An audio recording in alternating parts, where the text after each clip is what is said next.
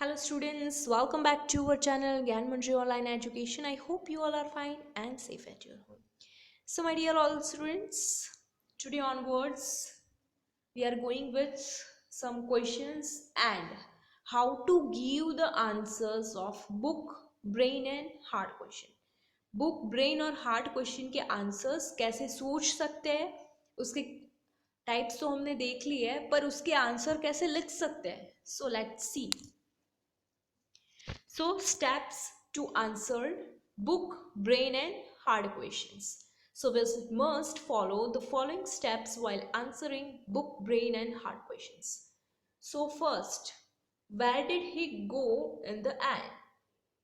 Book, brain, heart, and then the ideation. Okay, so the first step, that is read the question. पहले question को read करना है. Then underline the keywords. So we will underline some keywords, then label the questions as book, brain or heart and think of the strategy needed to answer each question. पहले question read करेंगे. Okay, वो step हो गया. फिर keywords जो है हमारे unit में, जो कुछ भी यूनिट रीड कर रहे हैं तो उसके कीवर्ड्स हम नोट डाउन करेंगे. कैसे नोट डाउन करेंगे? By doing underline. Then label the question as book, brain और heart. फिर वो क्वेश्चन को हम लेबल देंगे कि वो कैसा क्वेश्चन है, कि वो बुक वाला है, ब्रेन वाला या फिर हार्ट वाला. Then think of the strategy needed to answer each question. Then we will think about that thing, that what kind of strategy we should use here. Okay, so then steps to answer book, brain, heart questions. Think of the strategy needed to answer each question. Okay, so step to answer book, brain, heart question. So we will use question based on the following paragraph to identify the category of each question and underline the type of strategy we use to answer them. Let's first read the paragraph. पहले read करते ये paragraph. Okay. Meher was a 20-year-old young woman when she joined ALAP, an NGO that helps orphans. Okay, so here in this paragraph we have one story. So the name of the character is Meher. So Meher जो है वो कौन थी? 20-year-old एक young woman थी जिसने when she joined ALAP, an NGO that helps orphan. तो उसने एक NGO ज्वाइन किया था.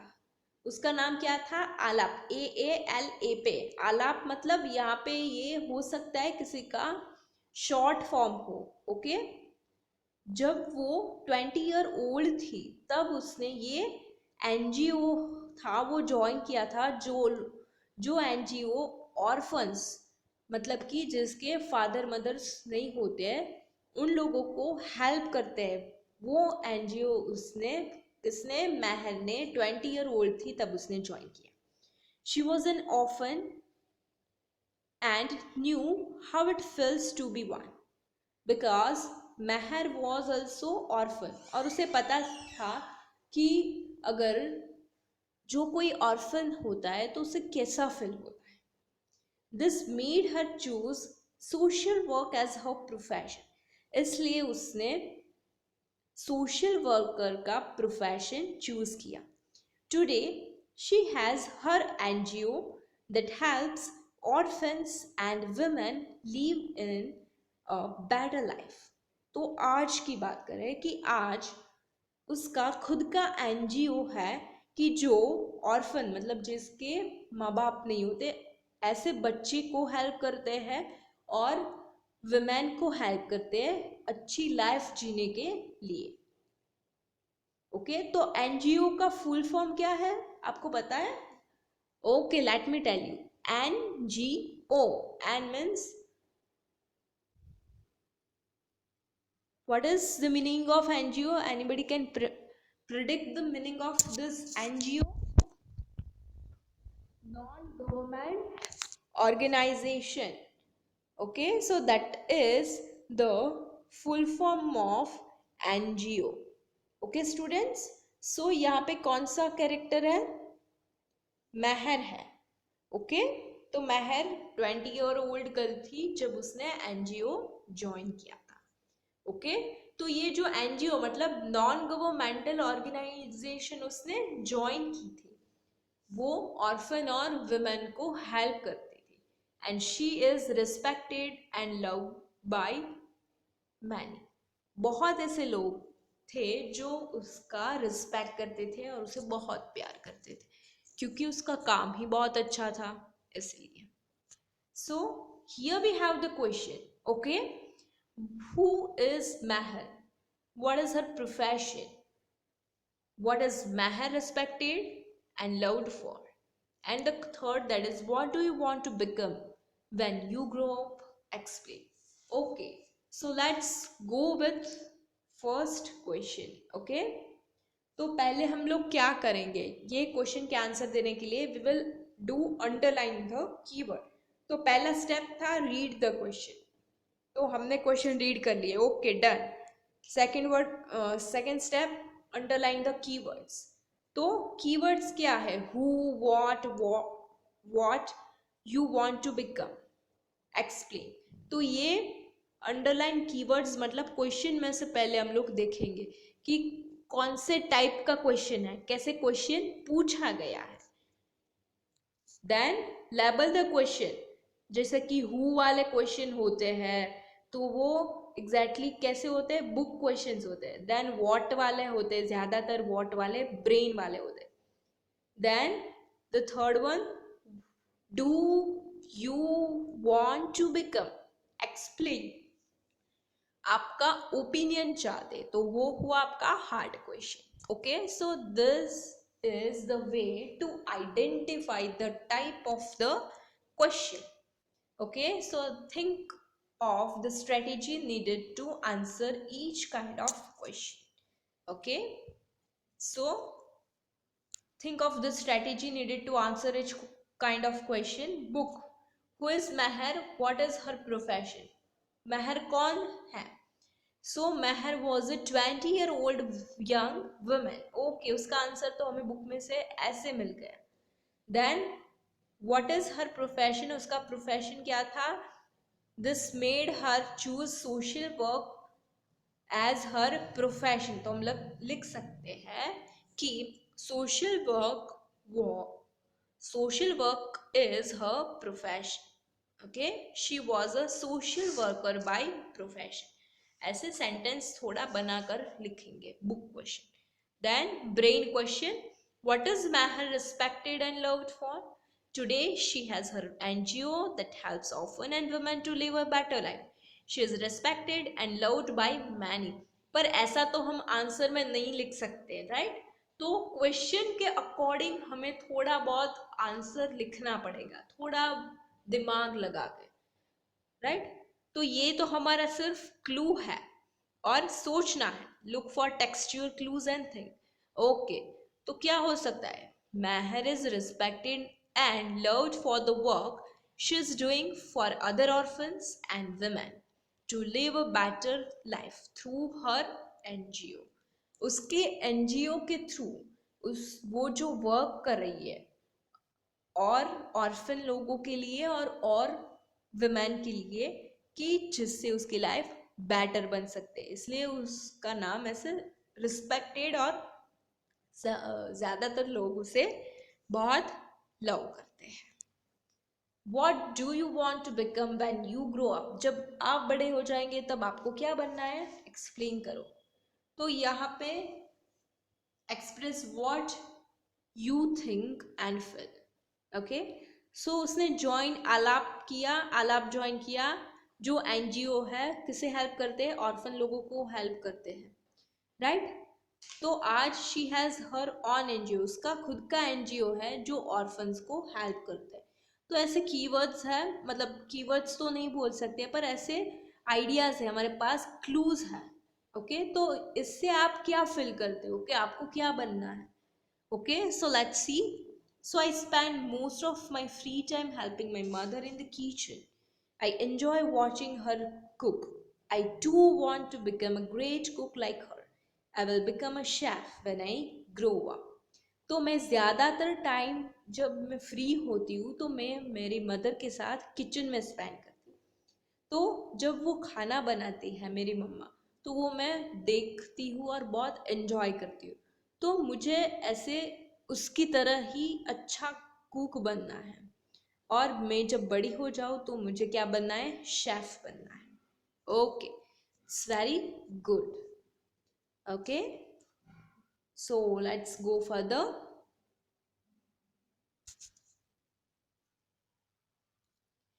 So students, it was our answer of the question. Okay, so that is the way that how to find out the answer from the passage. So it was the method. Okay students.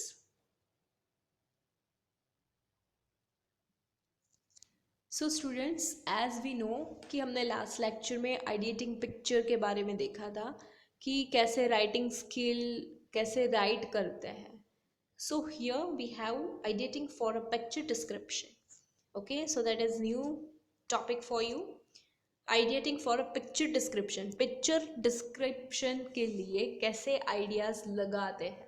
Right, एक picture दिया जाता है और उसे हमें words में sentence बनाकर describe करना है. तो कैसे होता है? तो फर्स्ट है ideating. So let's now practise the first step and learn how to ideate for a picture description.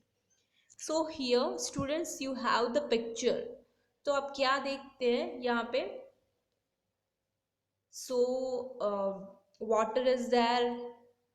Some people are having umbrellas and some people are having raincoats. So it's a picture of rainy season, I think, right? So some are enjoying and some are feeling very bad. So how to describe this picture? तो ये तो हमारे पास पहले picture for ideation है कि कैसा picture है, और पिक्चर देखते हमारे मन में क्या आइडिया आता है, तो फिर कैसे डिस्क्राइब भी करते हैं. So go for writing a picture description. So first we will give the topic, then body मतलब डिटेल्स ऑफ द पिक्चर, उसकी see feel and thing. See मतलब कि what is in the picture, picture में आप क्या देख रहे हो. Then what kind of expression, what kind of feelings are there, then what is happening in the picture, so that we will describe. Okay, so the first is topic. तो वो topic क्या दे सकते हैं? Rainy day. It's very exact topic for the picture. Rainy day is there, rain is there, because then only people are having umbrellas and they are wearing raincoats. So the topic is rainy day. Then body. So let's see. तो हमने क्या देखा picture में? Rain, people, umbrella, car, cat and trees. Then feelings means expressions: happiness, excited, joyful, scared and worried. Think what is happening in the picture. The girl sitting in the car looks happy. The boy on the road wearing a red cap is singing in joy. Oh, sitting in the car looks happy. देखते हैं car में जो लड़की बैठी है वो बहुत happy है. और the boy on the road जिसने रेड कलर की कैप पहनी है वो ऐसे खुशी में गाना गा रहा है. यस, तो यहाँ पे रेड कैप वाला देख सकते हैं हम लोग कैसा है. तो वो गाना गा रहा है. Exact. Then we see a little girl with a purple umbrella protecting herself and a cat on the road. तो रोड में पर्पल अम्ब्रेला वाली एक जो छोटी सी गर्ल है वो खुद को और कैट को बचा रही है. Protecting. Yes, here you can see. Then we see a boy using his book to keep himself dry. हम लोग देख सकते हैं कि एक बॉय जो है वो बुक यूज कर रहा है खुद को ड्राई रखने के लिए. एग्जैक्टली. तो कौन सा है वो लड़का? देखो देखो देखो. यहाँ पे है बुक और वो लड़का, right. Then we see two girls standing at the edge of the road. तो रोड जब जहाँ पे खत्म होता है वहां पे टू गर्ल्स खड़ी है, या किनारे पर खड़ी है, exactly this two girls. Then they look amused watching the water go down the drain. जो ड्रेनेज में वाटर जा रहा है तो वो उसे कैसे देख रही है. तो ये हुआ हमारा picture description. Then sum it up. तो it is a picture showing people's emotion on a rainy day. तो लोगों के कैसे कैसे इमोशन होते हैं रेनी डे में, वो यहाँ पे शो होता है. So here ideating for picture description. Rainy day है, पिक्चर में क्या देखा, क्या क्या एक्सप्रेशंस है, पिक्चर कैसे डिस्क्राइब करते हैं. तो एक्चुअली ये जो पार्ट है that is our main part, कि जो पिक्चर डिस्क्राइब करता है, राइट. और ये भी हमारा इम्पोर्टेंट है वैसे तो. So now it's your turn to ideate for a picture description. Okay students, तो आपको ये भी लिखना है. ये जो है आइडिएटिंग फॉर पिक्चर डिस्क्रिप्शन, ये आपको आपकी फेयर बुक में लिखना है. Okay students, so let's move to next point. So students, here you have the drafting a picture description. Picture description को कैसे draft करते हैं. So of the 5 steps of writing, we have already completed the first step is ideating. So now we will be focusing on the next step, that is drafting. First step हमने complete कर लिया, वो था ideating. Next topic is drafting. ये कौन से steps है, writing steps है, उसमें से दूसरा स्टेप है drafting. So graphic organiser for picture description. तो ये ऐसे जब टेबल में टेबल ड्रॉ करके उसमें लिखा होता है तो वो हुआ हमारा graphic organiser. Okay, so we will use the ideas from the following graphic organiser. तो अब अच्छे से ड्राफ्ट करने के लिए हम लोग ये जो ग्राफिक ऑर्गेनाइजर है उसका यूज करेंगे पिक्चर डिस्क्रिप्शन के लिए. Okay, so let's go for writing a picture description.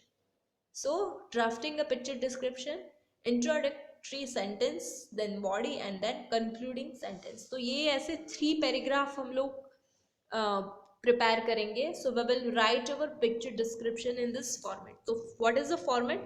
First, that is introduction, then body and then concluding sentence. Introduction sentence क्या है? Introductory sentence कि जो introduction करता है paragraph का. So the first line in a picture description tells what the topic of the picture is, and the topic is rain day. So we will start like the topic of the picture is about a rainy day. Then body. तो इनमें से body क्या है? ये जो 3 part है, क्या देखते हैं, क्या फील करते हैं और क्या हो रहा है ये पिक्चर में. So they are the body of our paragraph. So the girl sitting in the car looks happy. The boy on the road wearing a red cap is singing in joy. We see a little girl with a purple umbrella protecting herself and a cat on the road. We see a boy using his book to keep himself dry. We see 2 girls standing at the edge of the road. They look amused watching the water go down the drain. So that is the body. Then concluding part क्या है? Sum it up जो है वो है हमारा जो description end करना है हमें कि overall क्या है, वो हमारा है concluding. And this picture beautifully captures the various emotions of people on a rainy day. Okay, so that is this picture beautifully capture the various emotion of people on a rainy day. तो ये जो picture है वो बहुत अच्छी तरह से capture किया है कि अलग अलग इमोशन होते हैं रेनी डे में लोगों के, वो डिस्क्राइब किया है ये पिक्चर में. कोई हैप्पी है, कोई सैड है, कोई ऐसे अच्छे से गाना गाते गाते चल रहे हैं, कोई खुद को ड्राई करने के लिए बुक का यूज करते, कोई ड्रेनेज की तरफ ऐसे अम्यूज होके देख रहे हैं. सो that is the feelings of the people in rainy days. Okay students.